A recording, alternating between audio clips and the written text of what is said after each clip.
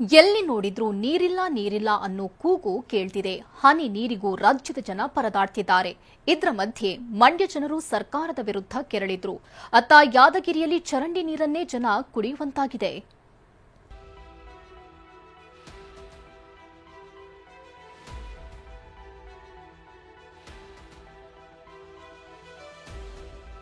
ನದಿಗಳು ಖಾಲಿಯಾಗಿವೆ, ಕೆರೆಕಟ್ಟೆ ಬತ್ತಿ ಹೋಗಿವೆ, ಜನರಿಗೂ ನೀರಿಲ್ಲ, ಜಾನುವಾರುಗಳಿಗೂ ನೀರಿಲ್ಲ. ಕರುನಾಡೆ ಜಲಕ್ಷಾಮದಿಂದ ತತ್ತರಿಸಿ ಹೋಗಿದೆ. ಇದರ ಮಧ್ಯೆ ಕನ್ನಡಿಗರು ಮತ್ತೆ ಕೆರಳಿದ್ದಾರೆ.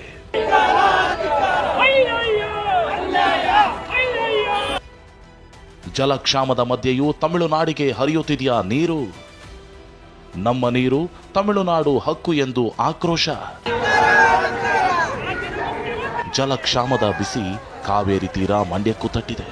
ಇಷ್ಟಾದರೂ ಕೆಆರ್ಎಸ್ ಡ್ಯಾಂನಿಂದ ತಮಿಳುನಾಡಿಗೆ ಕಾವೇರಿ ನೀರು ಹರಿಸುತ್ತಿರುವ ಆರೋಪ ಕೇಳಿಬಂದಿದೆ. ಹೀಗಾಗಿ ಭೂಮಿತಾಯಿ ಹೋರಾಟ ಸಮಿತಿಯವರು ಶ್ರೀರಂಗಪಟ್ಟಣ ಬಳಿ ನದಿಗಿಳಿದು ಪ್ರತಿಭಟಿಸಿದರು. ಸಿಎಂ ಗ್ಯಾರಂಟಿ ಸಮಾವೇಶಕ್ಕಾಗಿ ಮಂಡ್ಯಕ್ಕೆ ಬರ್ತಿರೋ ವಿಚಾರ ತಿಳಿದು ಕೆಲ ಸಂಘಟನೆಯವರು ಮೈಸೂರು ಬೆಂಗಳೂರು ಹೆದ್ದಾರಿಯಲ್ಲಿ ಧರಣಿ ಕುಳಿತಿದ್ರು. ನಮ್ಮ ನೀರು ತಮಿಳುನಾಡು ಹಕ್ಕು ಅಂತ ಪೋಸ್ಟರ್ ಹಾಕಿ ಆಕ್ರೋಶ ವ್ಯಕ್ತಪಡಿಸಿದರು. ಬಿಜೆಪಿ ನಾಯಕರು ಕೂಡ ನೀರಿಲ್ಲ ನೀರಿಲ್ಲ ಅನ್ನೋ ಹಾಡಿನ ಮೂಲಕ ಕಿಡಿಕಾರಿದ್ದಾರೆ.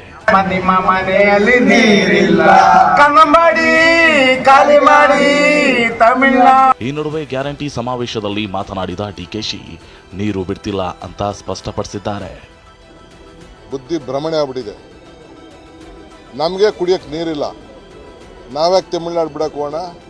ಇನ್ನ ಶಿವಾಗೆ ಅದು ತುಂಬಬೇಕಾದ್ರೆ ನೀರು ಬರ್ಬೇಕಾದ್ರೆ ಇನ್ನ 2 ಅಡಿ ಮೇಲುಗಡೆ ಬರಬೇಕು. ನಾನೆಲ್ಲ ಏನೋ ಗಾಬರಿ ಆಗ್ಬಿಟ್ಟು ನಾನೆಲ್ಲ ಎನ್ಕ್ವೈರಿ ಮಾಡಿ ಕಂಪ್ಲೀಟ್ ಎಲ್ಲ ತೆಗೆದು ಲಾಗ್ ಬುಕ್ ಮತ್ತೊಂದೆಲ್ಲ ನೋಡಿದ್ದೀನಿ, ಎಲ್ಲೂ ಇಲ್ಲ. ಹಾವೇರಿ ಜಿಲ್ಲೆಯಲ್ಲಿನ 4 ನದಿಗಳು ಖಾಲಿ.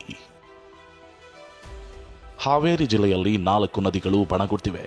ವರದಾ ನದಿಗೆ 15ರಿಂದ 20 ಚೆಕ್ ಡ್ಯಾಂಗಳನ್ನು ನಿರ್ಮಿಸಿದ್ದಾರೆ.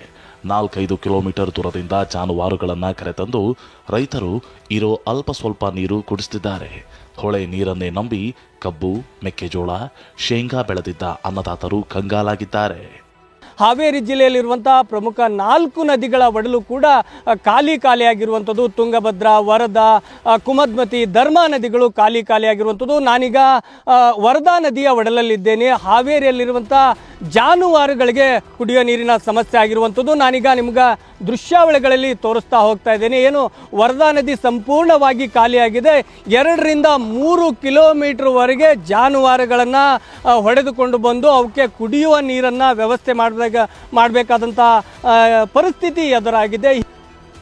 ಚರಂಡಿ ನೀರು ಸೇರಿ ಭೀಮಾ ನದಿ ಕಲುಷಿತ. ಯಾದಗಿರಿ ಜನರ ಜೀವನಾಡಿ ಭೀಮಾ ಕಲುಷಿತಗೊಂಡಿದೆ. ಚರಂಡಿ ನೀರು ಹಳ್ಳದ ಮೂಲಕ ನದಿ ಸೇರೋ ದೃಶ್ಯಗಳು TV9 ಡ್ರೋನ್ ಕ್ಯಾಮೆರಾದಲ್ಲಿ ಸೆರೆಯಾಗಿದೆ. ನದಿ ದಡದಲ್ಲಿ ಜಾಕ್ವೆಲ್ ನಿರ್ಮಾಣ ಮಾಡಿ ನದಿಯಿಂದ ನೀರನ್ನ ಹೈದರಾಬಾದ್ ರಸ್ತೆಯಲ್ಲಿರುವ ಪಂಪ್ ಹೌಸ್ಗೆ ಡಂಪ್ ಮಾಡಲಾಗ್ತಿದೆ. ಇದೇ ನೀರನ್ನ ಜನ ಕುಡಿಯುತ್ತಿದ್ದು ಅನಾರೋಗ್ಯಕ್ಕೂ ತುತ್ತಾಗ್ತಿದ್ದಾರೆ. ಇತ್ಯಾದಿಗಳಿಂದ ವೇಸ್ಟ್ ಆಗದಂಥ ನೀರು ಚರಂಡಿಗೆ ಸೇರಿ ಚರಂಡಿಲಿಂತ ಹಳ್ಳಲಿಂತ ಸೀದಾ ಒಳಗೆ ಮತ್ತೆ ರಿಟರ್ನ್ ರೀಸೈಕಲ್ ಬಿನ್ ಹಾಕತ್ತದ. ಏನಂದ್ರೆ ನಮ್ಮ ನೀರು ನಮಗೆ ಉಲ್ಟಾ. ಇವಾಗ ಏನಂದ್ರೆ ಮನುಷ್ಯ 21 ದಿನ ಊಟ ಇಲ್ಲದೆ ಬದುಕ್ತಾನೆ ಅಂತ ಪ್ರೂವ್ ಆಗ್ಯದ. ಆದ್ರೆ ನೀರಿಲ್ಲದೆ ಬದುಕೋಕ್ಕಾಗಲ್ಲ. ಅಂಥ ನೀರೇ ಕಲುಷಿತ ಆದ್ಮೇಲೆ ಮನುಷ್ಯ ಬದುಕಕ್ಕೆ ಸಾಧ್ಯ ಇಲ್ಲ. ಜೀವ ಜಲವಿಲ್ಲದೆ ರಾಜ್ಯದ ಜನ ವಿಲವಿಲ ಅಂತಿದ್ದಾರೆ. ಅಂತರ್ಜಲ ಪಾತಾಳ ಸೇರಿದ್ದು ಹನಿ ನೀರಿಗೂ ಹಾಹಾಕಾರ ತಲೆದೋರಿದೆ. ಮಂಡ್ಯದಿಂದ ಪ್ರಶಾಂತ್, ಹಾವೇರಿಯಿಂದ ಅಣ್ಣಪ್ಪ ಜೊತೆ ಅಮೀನ್, TV9 ಯಾದಗಿರಿ.